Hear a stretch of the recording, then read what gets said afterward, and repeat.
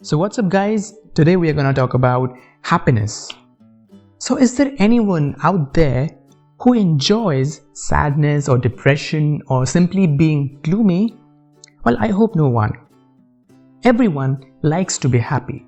Everyone wants to be happy.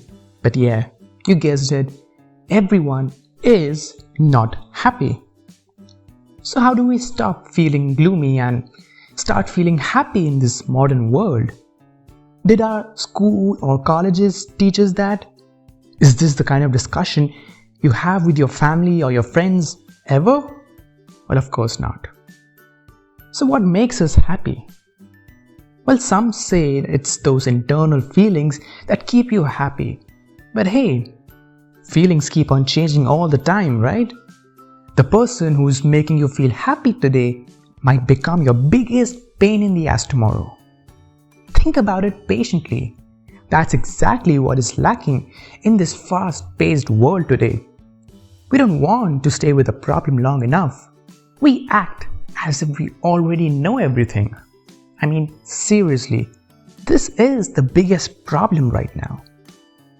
Even if you have everything in the outside world, but you're not happy, then what's the use of any of those things, right? Well, on the flip side, even if you don't have too much to show on the outside, but you are internally in a state of bliss, then isn't that a better bargain? It really is quite an art to be happy. Sometimes people feel a bit hesitant to express their happiness, thinking that it won't last forever or someone's evil eye will curse them with some black magic in their lives. I mean, seriously, there already are enough people in pain and misery. And this world doesn't need any more pain. Why don't we understand this? What kind of people do we actually need in the society? Those who spread gloominess all around, or those who spread happiness? Well, it is kind of self-explanatory. It has become a habit for us to just see problems all the time. We all observe the wrongdoings all the time, but if something good happens, then we tend to overlook it or underappreciate it. We will always remember the one bad thing our neighbor did, but we'll forget the 100 good things he did for us. And don't even let me start about the news channels and media companies. Well, according to them, the world just can't get any worse and this is the worst time to live in. Well, the result of all this is that our minds have become suspicious of anything and everything. We gotta pause and look around. Even if a person is genuinely trying to help us, we start seeing an ulterior motive behind his every action. Try staying away from media or news for a week or so, and then go around and see the world. It will be a completely different place for you. You will see the innocence in people's eyes. You will realize that every living being wants to be happy in different ways and is not looking for any kind of trouble and is actually no different from you. Everybody is just trying to crawl out of their respective situations, trying to be happy, trying to resolve their problems. Sometimes it is our own thinking which is evil. Now, why is our thinking bad? Because of the society. So let's understand this slowly. A single person is affected by the whole society, and the whole of society is affected by the actions of a single person. You cannot change what anyone else is doing, but you have full autonomy over yourself. If you can change yourself completely, then the people associated with you will start to change, and so will the society eventually. We also need to come out of the illusion that I will be happy when society becomes perfect. That's not gonna happen anytime soon. The world is gonna stay the same as it already was. Earlier also, there were some good people and bad people, and today also, there are some of the both kind, which is very likely to remain in the future too. But remember, The good is always much more than the bad. If it was the opposite, then you probably wouldn't have been alive to read this by now. Something good is happening somewhere or the other. When we look at things this way, we start noticing all the great things happening around us, which were invisible to the eye before. The more terrible things you see, the sadder you will become, and the more negativity you will pass on to the people around you, which will ultimately spiral into a more hellish reality. Similar is the spiral of the good. So ultimately, you have to decide which cycle you want to pedal. If you want to be happy, stop competing. People nowadays literally compete in the competition who's the sadder person. They don't stop showing off how big of a shithole they are in. They have come up with theories that if they share their problems with others, the sadness gets divided, which is bullshit. It's like adding gasoline to fire. What happens in most cases is that you start with your own problems only to discover that now you both are competing like anything to see who has the bigger problem. They feel immense pride if they convince the other person that they have the bigger issue to solve with, or bigger issue to something to fix it. This is actually their ego talking. People think ego is only when a person is narcissistic or can't stop complimenting himself. But hey, all the talks related to I, me and myself will ultimately come under the radar of ego. Doesn't matter if it is something good or bad. The even more interesting part is that no one is actually interested in someone else's problems. 80% of the people won't care, and 20% will be glad that you have them.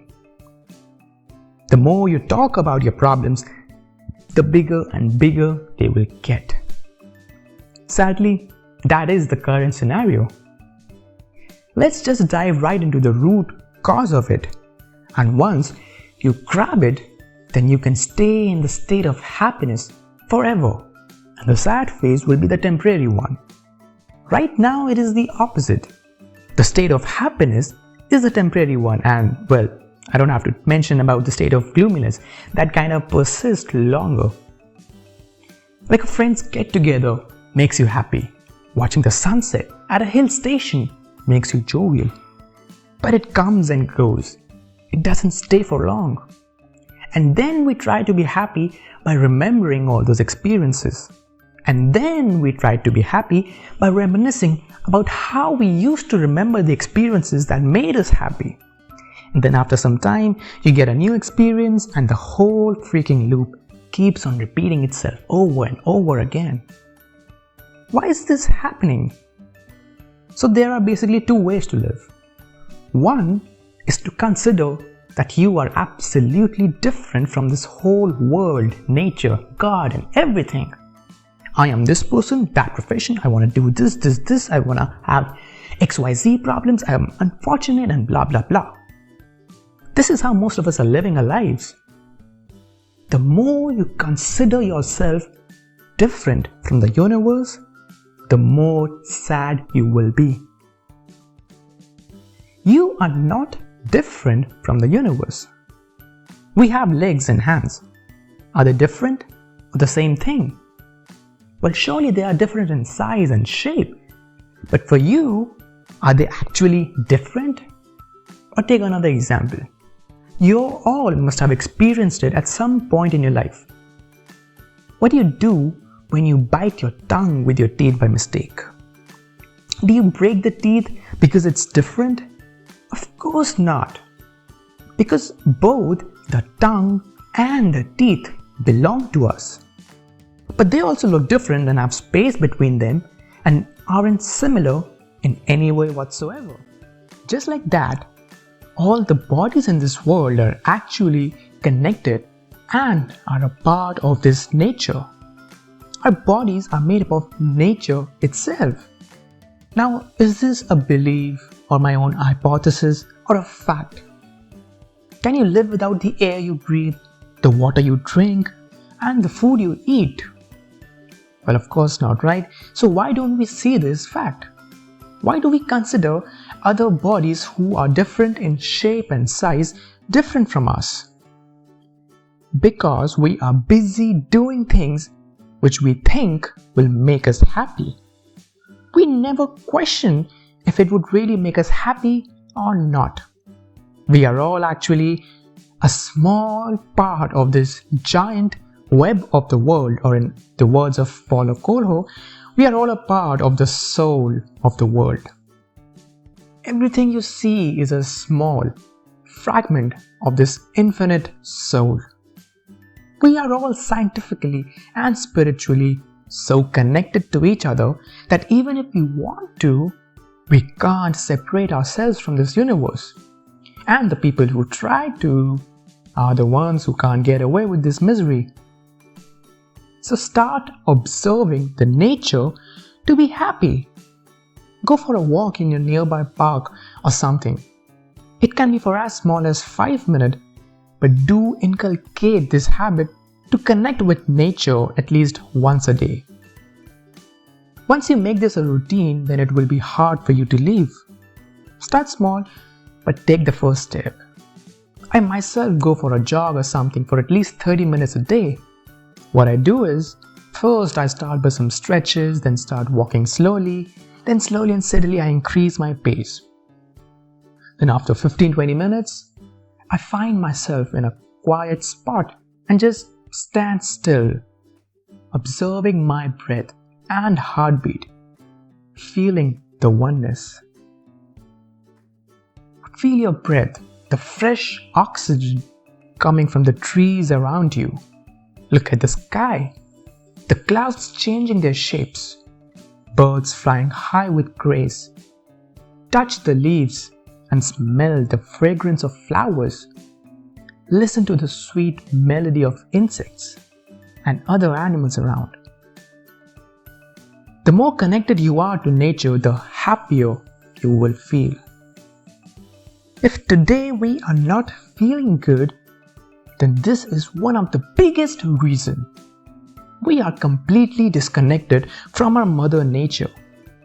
If you can't love the one thing that's keeping you alive, the thing that doesn't ask for anything in return, that doesn't participate in wars, that always look after you, then my dear friend, you're already dead. This is the first step to living your life to the fullest. You will start feeling that connection. Nature, God, and us. We are all actually the same part of the cloth. God is the source of this creation. You are made up of God. May sound weird to you, but it's true. Let me give you an example. Take a mud pot, for instance. So what is it made up of? Mud, right? Now, according to the current analogy, you will say that the potter who made the pot is the god of the pot. These are the concepts that we apply in real life, right? Here, we separated all the three, the potter, the pot, and the mud. But if we look closely, then actually, mud is the true god of the pot. Without mud, there would be no pot. Now comes the potter. Isn't he also made up of mud only? So, if it was not for the mud, then the potter wouldn't be here. There has to be a source for everything, right? Similarly, the source of humans, the source of nature, and even the source of God are not different from you. Everything is inside you. If we humans are not here, then even nature is of no use. If there is no one to experience the beauty of the earth, then is it of any use to anyone? What's a universe without life? What's life without the universe? So don't look at it as two different entities. They are the two sides of the same coin. Life is not happening to you, It's happening for you. Now, some of you might say that, oh, nature hasn't been really fair to me, or the world hasn't been exactly sunshine and rainbows. Well, you see, all these things that are happening according to their basic nature. Whatever you're doing all day, you are acting as per your nature only. So now comes the question, who shapes one's thinking? Now, why some people's thinking becomes so corrupted that they actually become a liability for society? How does a particular type of thinking takes shape? Does a newborn baby have any kind of thinking? There is no language only, so forget about thinking. He is just doing things. There is no good or bad for him. If a cat kills and eats a mouse, then there is no good or bad. It is all a part of nature. They both are acting according to their respective nature.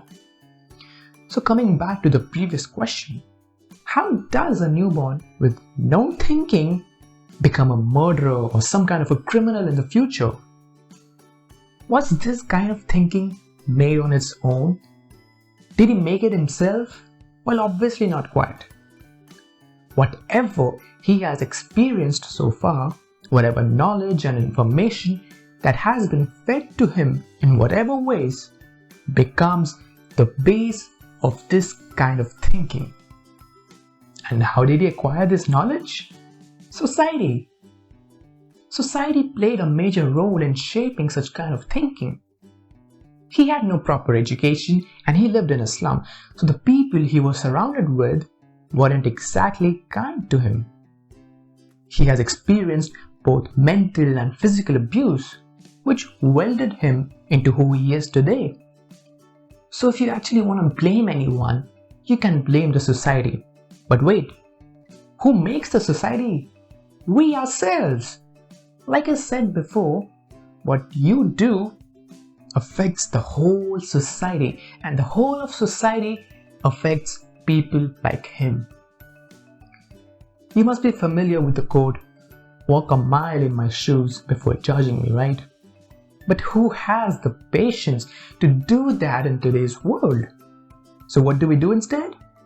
We blame the government, the criminal's parents, and the society, but in no way would we ever question ourselves. What did I do to improve society? Should be the question we all must ask ourselves if we really want to bring a change.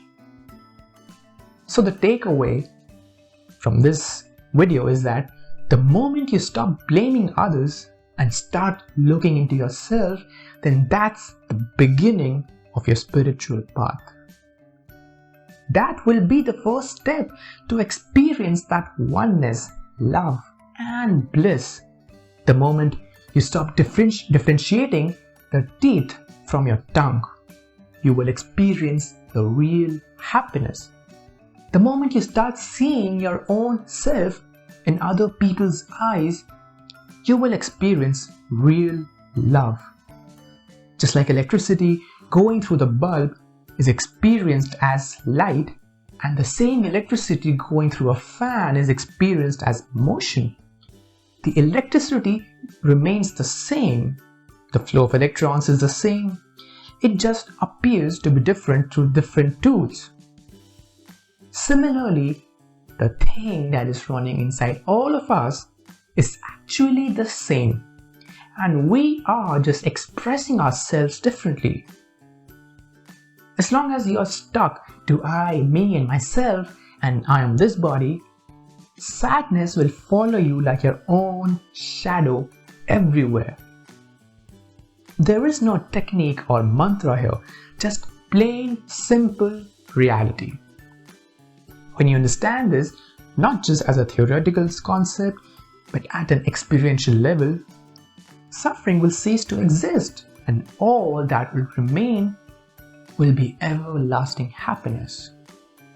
Before your nationality, your gender, your race, your profession, your relationships, your name, your body, you are life.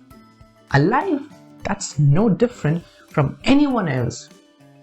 That means whatever is happening anywhere in this universe is not different from you, but actually a part of you only. Real happiness is not based on what you do, but who you really are. Thank you very much.